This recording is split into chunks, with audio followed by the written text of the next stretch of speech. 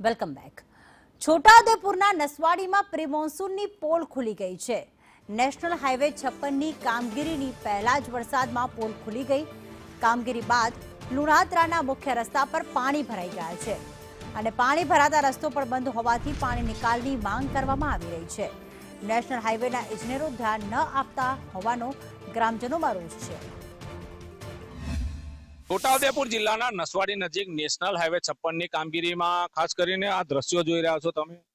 આજે જ્યારે પહેલો જ વરસાદ છે ને બીજી બાજુ તમે દ્રશ્યો જુઓ, હાલ આ લુણાદરા જે ગામ છે એ લુણાદરા ગામનો જે મુખ્ય રસ્તો છે એ તમે જોઈ રહ્યા છો બંધ થઈ ગયો છે.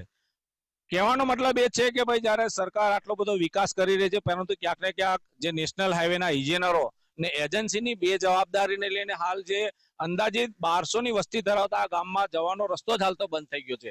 હવે તમે વિચાર કરો, આ સમસ્યા દરમિયાન જ્યારે ઇમરજન્સી કોઈ સેવા ની જરૂર પડે તો ક્યાંથી જાય? એટલે ખરેખર છોટાઉદેપુર જિલ્લાના નેશનલ હાઈવેના ઇજનેરો તેમજ જિલ્લાના અધિકારીઓ આવા રસ્તા પર તાત્કાલિક મુલાકાત લેવી જોઈએ અને એનું નિરાકરણ લાવવું જોઈએ તેવી અહીંના લોકોની માંગ ઉઠી છે. ઇરફાન મેમન, સંદેશ ન્યૂઝ, છોટાઉદેપુર.